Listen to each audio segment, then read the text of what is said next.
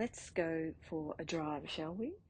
Um, we did go for a drive yesterday, actually. We went to Bendigo, and I did promise that I was going to show you some footage of that. But Bendigo is the closest city to where we live. But I took a bit of footage, but it was a bit crap. It was mostly just traffic lights and cars and the odd truck that was blocking my vision.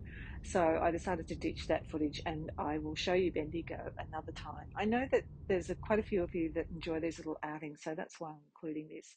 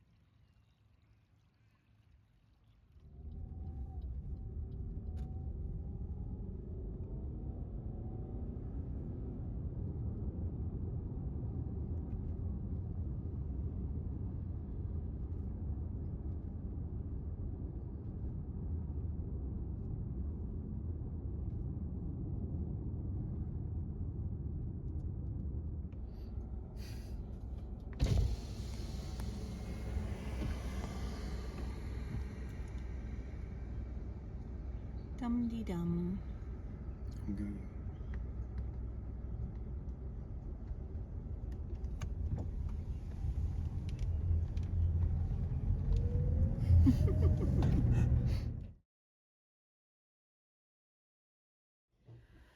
I'm just sitting here writing writing an editor's report.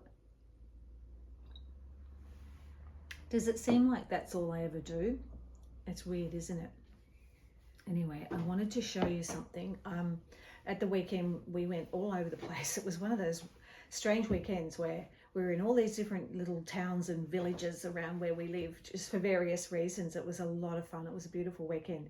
And on Saturday, we went to a little town about 40 minutes from where we live called Trentham. It's really, really pretty. It's a different sort of vibe to where we live. We're in gold country, gold rush country. So the soil is stony and dry, and the landscape is a lot drier. Whereas Trentham is it's in forest, and so there's more pine, and it's just much colder. It snows there and that kind of thing. So it's a different vibe altogether. It's in the Wombat Forest is what it's called. But I bought a ceramic dog and I want to show him to you.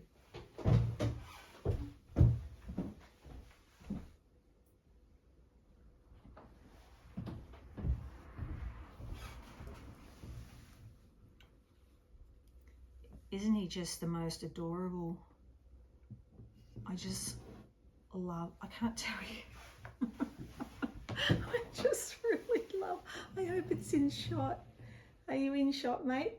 I love bull terriers. They're one of my favourite. I love a lot of different breeds, but I love bull terriers, and I've wanted a bull terrier. The kind with the potato head. I wanted one for decades, and they're so maligned, and they're such beautiful, playful, curious, mischievous dogs. They're just wonderful. But like there's one in Oliver, the old film of Oliver with Oliver Reed plays Sykes, the baddie, and he's got a bull terrier called Spike with a big scar over its eyes, because that's how they've always been portrayed. But then there's another film called I Capture a Castle, which is from that beautiful YA novel about first love and romance and stuff. It's got Bill Nighy in it. If you haven't seen I Capture a Castle, check it out, because it's super, super quirky. But the girl in that's got a potato head bull terrier, and it's a beautiful dog, and it's not portrayed as mean or anything. So that makes me really happy. Anyway, this is the closest I can get to owning my own bull terrier for the time being. So I got this from a lovely shop there in Trentham, and then this morning I put a plant in it. So we'll see how it goes. That's an umbrella tree, so that's going to grow really, really big. I'll have to take it out at some point.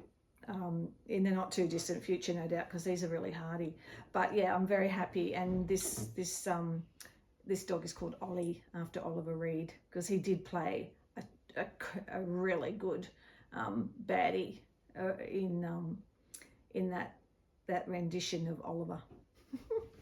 So I can sit here and look at Ollie while I have my cup of tea and keep working on my report.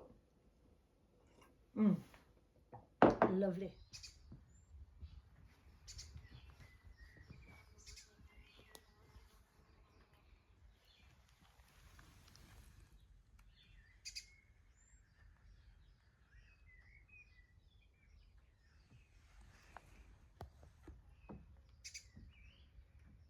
She's lovely and big. I bet she's got some babies somewhere. Have you got some babies somewhere?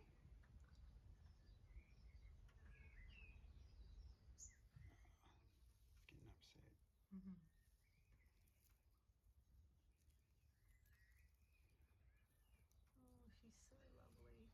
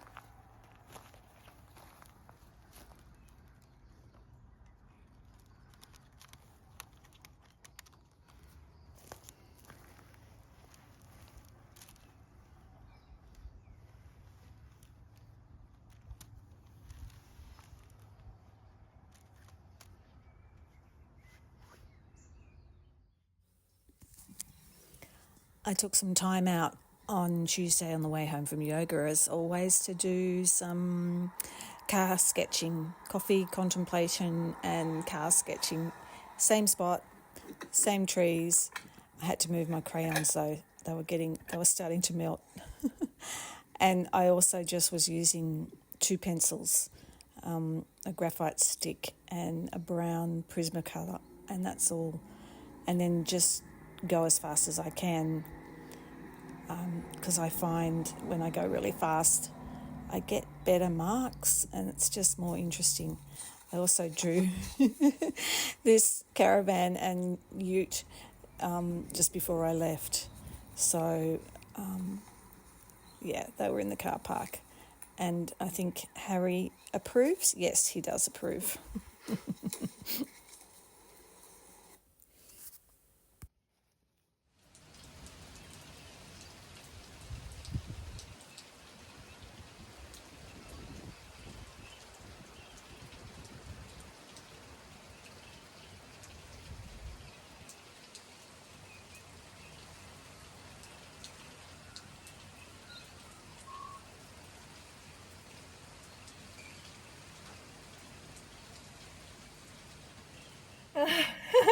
Crazy wind and rain today. It's not cold, it's just wild. It's, last days of spring.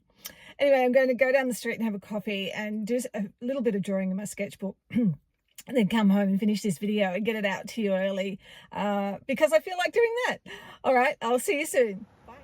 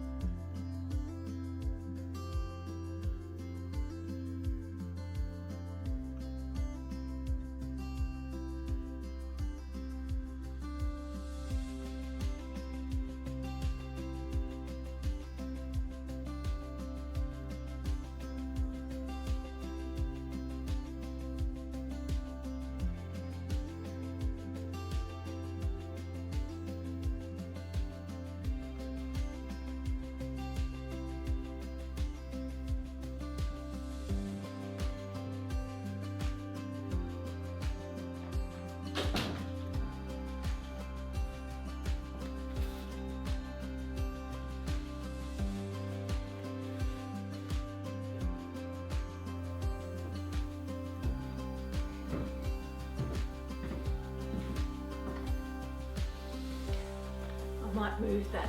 I don't know. It's been a lot of fun making this video. I always like making these just week in the life of, again, because I enjoy watching them so much when other people make them. So thank you to everyone who's leaving comments and being encouraging. It just makes it so much more fun, and when you feel like you're on the right track. Yeah, and what was really strange looking back over this footage is it's been a little video about all creatures great and small, hasn't it? Because it's just been, geese and cats and lizards and statues of wombats. all that sort of stuff. So it's been, yeah, end of spring too. End of spring. It's all a bit wild and woolly here at the moment. So this has been a lovely video to make. So thank you so much for watching. I'm going to turn the camera around now and just show you the next. I've done another spread for the Altered Children's book, but it's getting right down the pointy end now. So I'm going to I think I've got one more spread to do. Or no, a front one. I don't know if you do this, but I always skip the first page when I have a sketchbook or a project like this. The first page is kind of like, I don't know, there's a bit of first page anxiety. So I skip that, then I hop into the actual thing and then go back and do the first page later, and then I'll do the cover. I found a few collage things that I want to put on the cover, so that'll be the next, probably the next video I'll do about, you know, the altered book. There was also, I had this really interesting little conversation that I thought I'd share with you with one of my friends in my writers group, and who may or may not be watching. She will see herself in this when I mention it. But it was a really great chat because we were talking about creativity, and I guess this thing about being multi-passionate. And we were saying how important it is to have, if you make a living from your creativity, it's really important to have other outlets, because what I've found over the years being a writer, you know, having being a children's author as my living, that writing became work. And so even though there was so much about it that was still joyful and fun, and there was still lots of things to explore and experiment with, it became work. And so there were deadlines to meet, there were structures to work within, there were, you know, sort of other people had a finger in the pie, you know, the stakes were different. And so for me, finding other ways to express myself creatively were really, really important. Not just psychologically and emotionally, but also, it's also does feed the other stuff. Like, all creativity feeds into all creativity. And so if you say you're a writer, but you go off and you do other things, you do art and you do crochet and you do clay and you do landscape gardening, whatever it is, you will find that will feed into the craft of writing. It will either feed into character development or plot development or setting. It will enrich what you're writing. And I think it's the same with any kind of art or craft. The more different things that you do, the richer everything becomes. And we were talking about that because my friend is a violinist, and so she said it's wonderful for her to be able to put down her writing when it tires her, and she's fed up with it, and then just go off and play the violin. Didn't Freud do that? Like, didn't Freud do, you know, write essays on psychology and stuff in the morning and then play the fiddle in the afternoon? I'm not sure where I read that, if that's even true, but yeah. And I have talked about this before, how I really, really believe that creativity it's a whole, and that it's only the way that we language it as humans that has divided it up into categories. This is writing, this is art, this is drawing, this is sketchbooking, this is collage, this is crochet, this is knitting, you know, this is interior design. We put labels on what is actually creative expression. And I think it's really great if you can embrace a more holistic approach to your life and not think that you have to carve out a tiny little piece of your life that is only for writing or only for painting, only for creativity. If you can look at your whole life as an expression of life, as an expression of the creative spirit, which is what it really is, isn't it? I mean, if it's anything at all, life is the life force expressing through all these different forms, through you, through me, through the geese and the ducks and the trees and the insects and dirt. It's all creative expression. It's all life perpetuating itself. So I just feel it's a great idea to look at your entire life as an expression of creativity and not carve out one little section and think that it needs to stand alone with a label on it. All right, so that's my little chat for today. I'm going to turn you around now and show you this this next spread, and then we'll sign off there. If you're new, welcome. If you're old, welcome. It's been great to see you, and don't forget to like and subscribe, and we will go and have a look at this book. And I will link the main altered children's book video. I'll link that at the end, so if you want to catch up on the background of that, you can. All right, thanks for watching. See you again soon.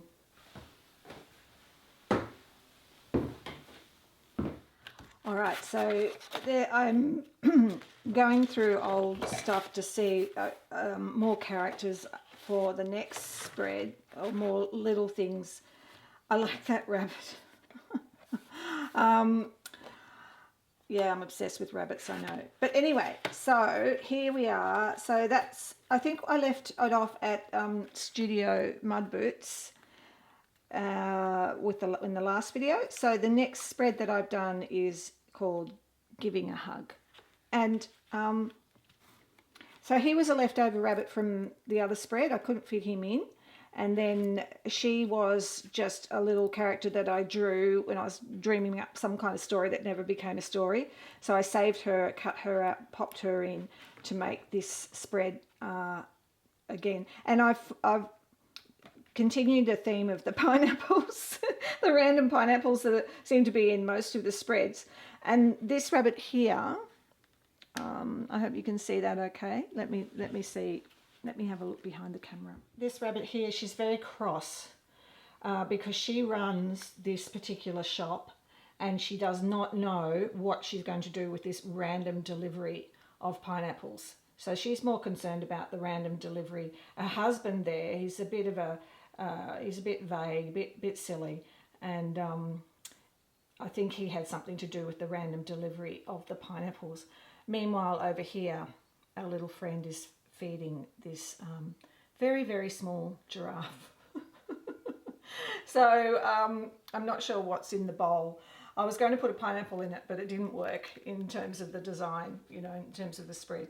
So that is our random story about giving a hug.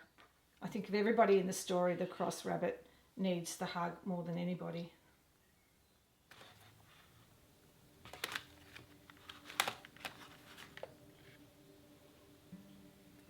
And you can see that I've prepped the next page in the fluoro pink, back to the fluoro pink again. All right, so one more spread and then the cover. Or two more spreads, the front, the back and the cover. Bit more work to do.